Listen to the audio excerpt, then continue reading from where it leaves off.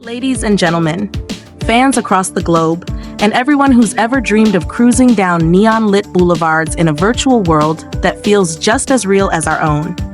Let's talk about something that's been burning in the minds of millions: the delay of Grand Theft Auto 6. Yes, GTA 6, possibly the most anticipated game of the decade. A game that, for some, carries the weight of childhood memories, sleepless nights, and that unmistakable thrill of open-world freedom. And yet the wait continues. In recent months, Take-Two Interactive, the parent company of Rockstar Games, announced yet another shift in the expected timeline for GTA 6's release. While the gaming community exploded with speculation, rage, and memes, from conspiracy theories to development hell rumors, the real story behind the delay goes deeper than most realize. Today, we're pulling back the curtain.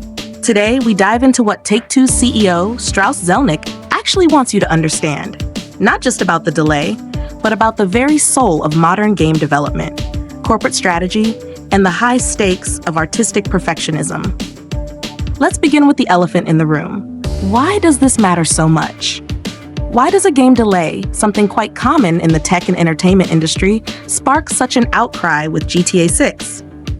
Because it's not just any game. GTA 5, its predecessor, isn't merely one of the most successful titles in gaming history. It's a cultural phenomenon. Since its release in 2013, it has generated over $8 billion in revenue and has remained in the top 10 best-selling games for nearly a decade. It helped define an era, pushing the boundaries of storytelling, immersion, and online multiplayer. So when Rockstar teases its next entry, promising a richer, more dynamic world with all new characters, settings, and gameplay mechanics, people expect nothing short of perfection. And that's where the core of the delay begins. Expectations, not just of fans, but internal expectations from the developers, the shareholders, and the visionary leadership of Take-Two. In a candid and deeply revealing statement, CEO Strauss Zelnick recently addressed the ongoing delay during an investor call. While the gaming press focused on projected earnings and vague corporate timelines, what Zelnick actually laid out was far more nuanced.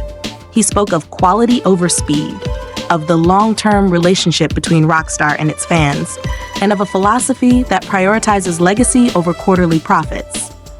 For those willing to listen, it was a masterclass in strategic patience. You see, to Zelnick, and to the creative minds at Rockstar, GTA 6 isn't just a product, it's a message. A message about the future of interactive entertainment, about the evolution of storytelling, and about what it means to be immersed in a living, breathing world. And to achieve that vision, you can't rush. You can't compromise. You can't cut corners for the sake of shipping it early. One of the major factors behind the delay is the sheer scale of the project.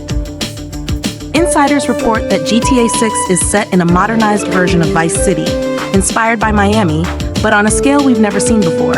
The city reportedly expands over time, with new areas, characters, and missions being added dynamically, an ambitious evolution of the live service model.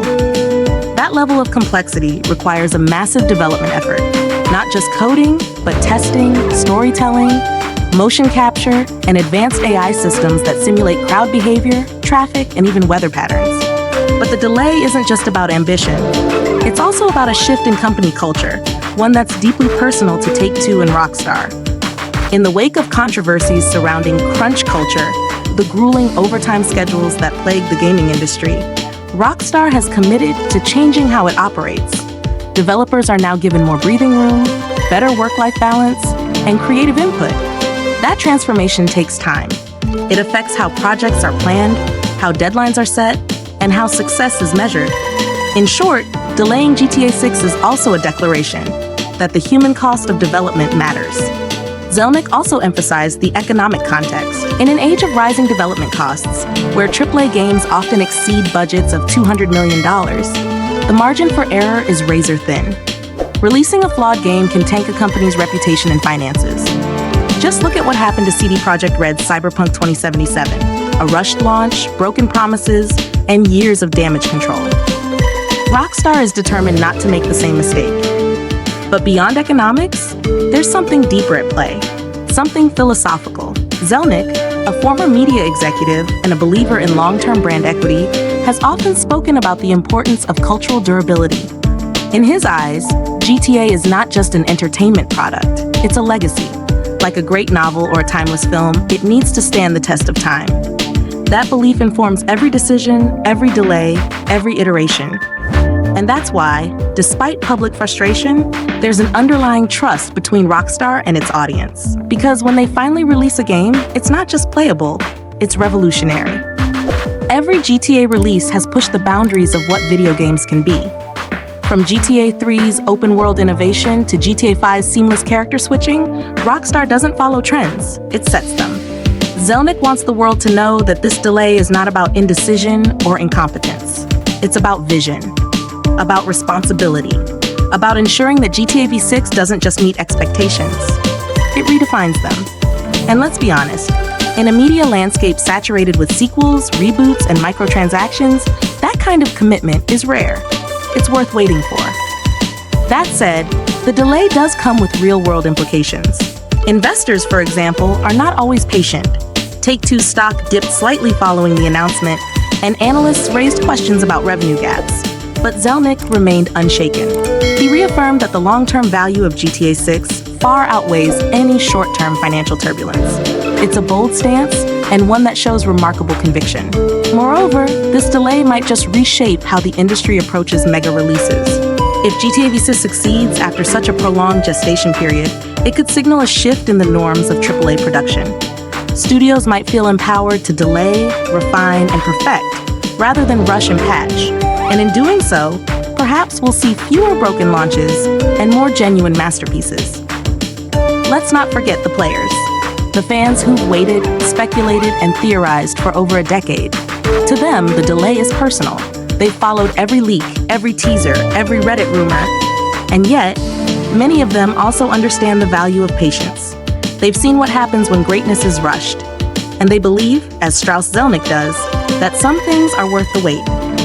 What does Take-Two's CEO want you to know, really? That GTA 6 is coming. Not when the market demands it, not when the calendar demands it, but when it's truly ready. That the people behind this game are not content with good enough. That their ambition, while risky, is fueled by respect. Respect for the art form, for the audience, and for the legacy they are building. And that behind the corporate earnings and shareholder meetings is a simple truth. They care. In the end, this delay isn't a sign of weakness. It's a mark of integrity. It's a reminder that excellence takes time. That when you aim to build a world as vast, as complex, and as deeply human as GTA 6 promises to be, you can't rush the process. You have to get it right. So to the millions of fans out there, keep the faith, hold the line, because when GTA 6 does arrive, it won't just be a game. It'll be a statement, a revolution, a reminder of what's possible when passion, vision, and courage come together. And maybe, just maybe, it'll be worth every second of the wait.